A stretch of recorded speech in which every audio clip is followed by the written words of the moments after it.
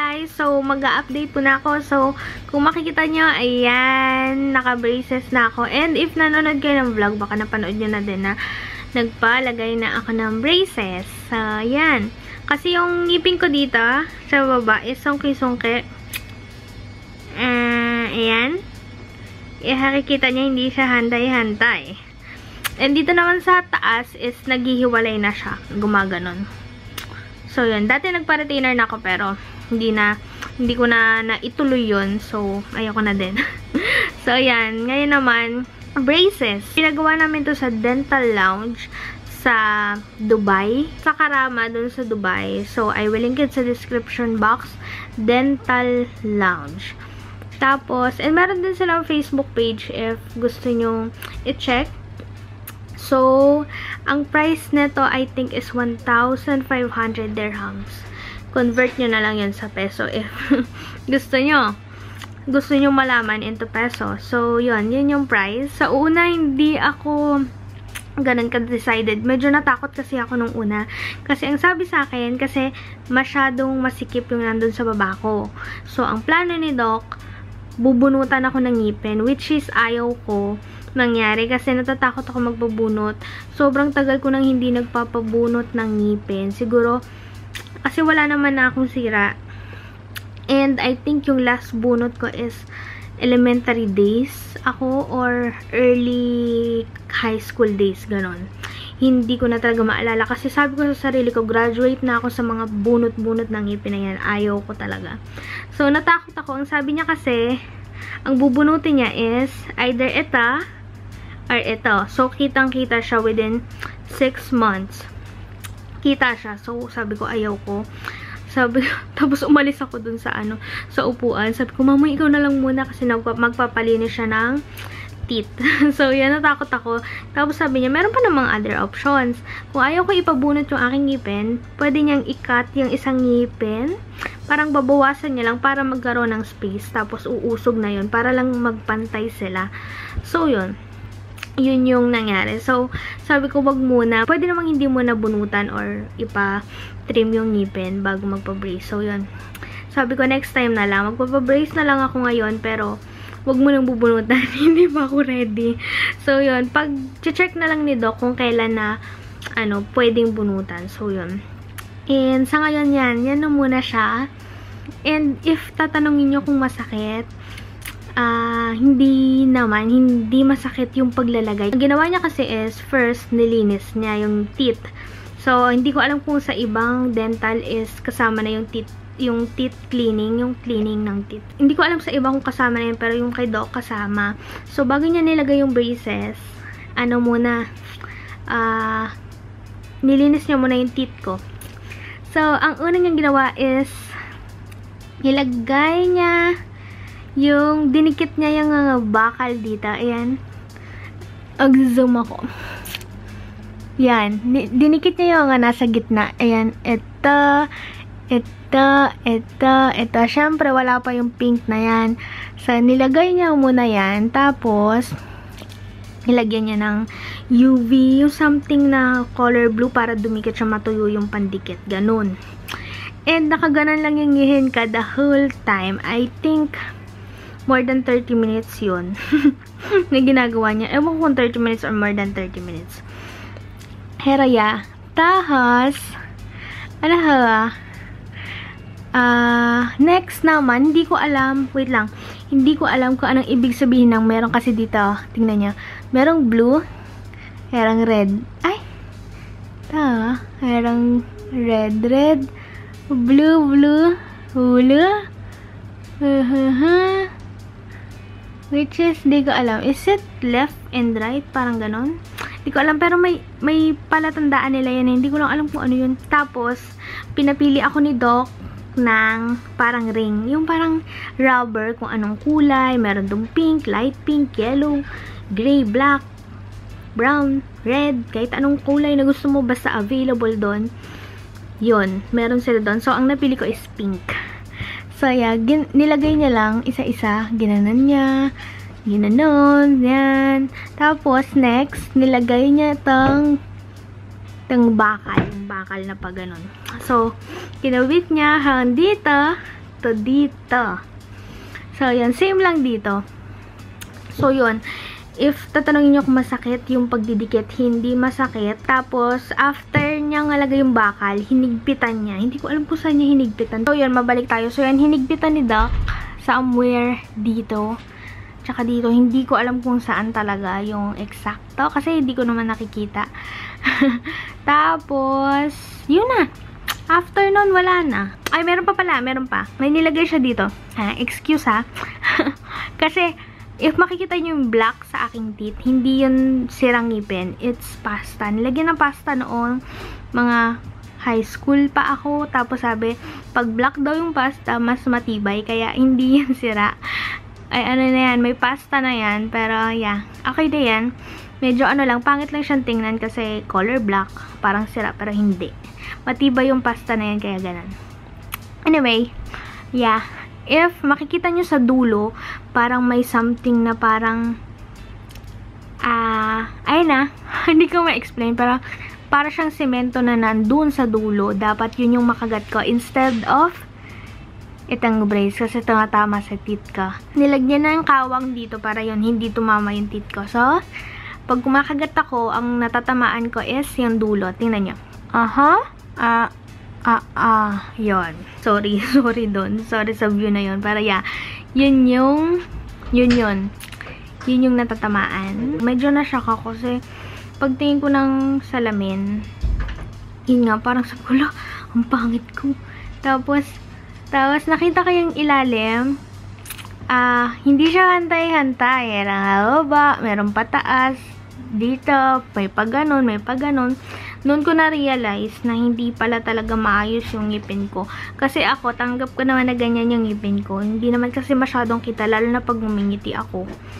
Kaya tanggap ko naman siya. Pero nung nakita ko siya na ganyan, sabi ko, hindi pala talaga maayos yung ngipin ko. Tapos yan, feeling ko noon ako si Betty La Fea, ganyan, pangit. Tapos nung sinabi ko kay Mon, sabi niya maganda naman daw. Tapos, never niya ako sinabi ang pangit, kaya feeling ko maganda naman na din. Nung una parang feeling ko pangit kasi wala namang nagsasabi sa akin maganda. So yun, nung sinasabi ni Mon, pilit niya sinasabi sa akin na maganda, mukha kang may trabaho, ganyan. So yun, natanggap ko na maganda naman siguro. Pero yeah.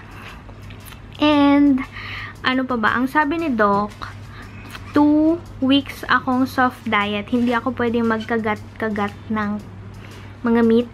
Pwede naman meat pero maliliit lang.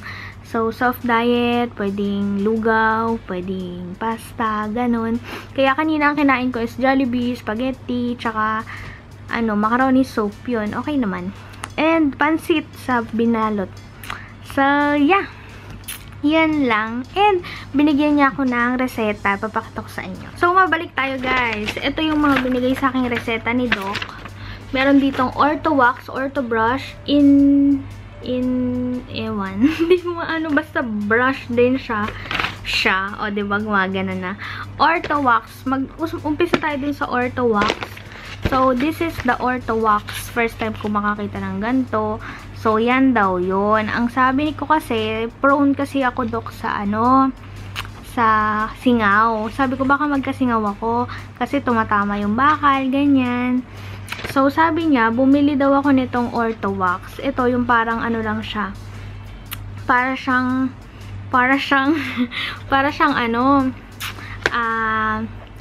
kandila, na parang rubber.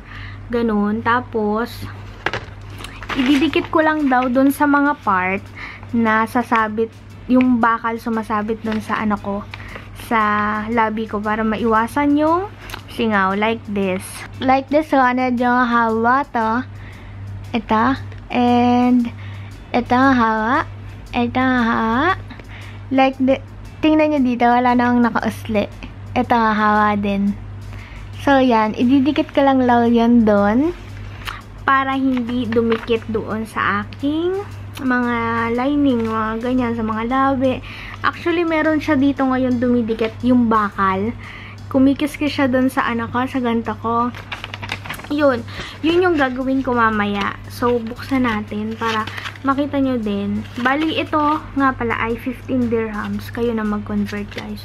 First time kong makakita nito at makagamit. Kaya pagpasensyahan nyo na. If pro na kayo dito, turuan nyo ako. Share nyo din sa iba kasi hindi rin, madami kaming hindi, nakakaalam nito. Pero, yeah, ito siya. Ito siya, guys. And, yeah. Ito nyo ba? Ayan. Kukurot nga ako. Try kong kumurot ng maliit lang. Yan, kumurot na ako, guys. Maliit lang. Tapos, try kong ipasak dito. Okay.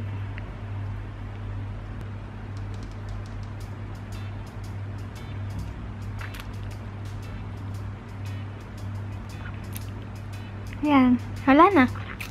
Tama ba? Tama ba yung ginawa ko? Dito naman yung naanakan na feel ko naman ngayon dito. Mamaya na yan. So, ayan. Ganun lang yung ginawa ko. Share nyo guys sa baba if nakagamit na kayo ng ganito. Kasi first time ko din. Hindi ko alam kung tama. Pero yeah, ganun yung ginawa ko. Ang sabi pala dito, break off piece of wax big enough to cover the surface of your bracket or wire. Then, i-roll down between fingers for a few seconds. Tapos, dry the area to cover before applying wax. So, kailangan pala dry. Press wax gently into the bracket and wire. Yun. Ganon. Dapat ibibilog mo muna. Okay lang daw kahit malaki. Yeah. Kukorek ko na lang siya mamaya. Anyway, ortho brush. Ortho brush. Ito ba yun? So, yan. Ito yung ortho brush. If hindi ako nagkakamali. Yeah. Ito yung ortho brush. Kung hindi nyo naman daw kailangan bumili nito. Pero kung meron na kayong toothbrush na yung soft, meron kasi doon nakalagay minsan soft, medium, ganon. So, kung soft yung toothbrush nyo, hindi nyo na kailangan ng orthodontic na toothbrush. Kasi soft din naman daw to. Yun yung sabi ni Doc. So, toothbrush lang siya na malambot para sa braces. Yun yung sabi ni Doc. So, yan. Ito, it cost 25 dirhams. May mas mura na soft na toothbrush. I'm so sorry, mamoy. So, yan. Next. Hindi ko alam talaga. Hindi ko alam. Interdental. Yung pala yun. Interdental. Yun nga. Interdental. Buti lang nabasa ko dito. So, yun. Interdental brush. Ito yun, guys. First time kong makahawak nito. Kasi lagi ko to nakikita dun sa mga tabi ng toothbrush. Pero hindi ko naman talaga alam kung ano yung gamit nun. So, ngayon ko lang siya na-appreciate kasi ngayon ko lang siya kailangan. So, ito yung interdental brush. Yan daw yung toothbrush na ipang-brush mo dun sa mga gilid. Dito, Dito. In between dun sa mga brackets and wire. Ganon daw. Yun lang yun. Tapos, ito naman, ito yung nabili ko. Pwede naman daw siyang i-bend para madali. So, yeah. This one, 17.50 dirhams ko siya nabili. So, yun guys. Yun lang guys yung aking experience. First time ko and first day ko din ngayon na i-share ko lang sa inyo.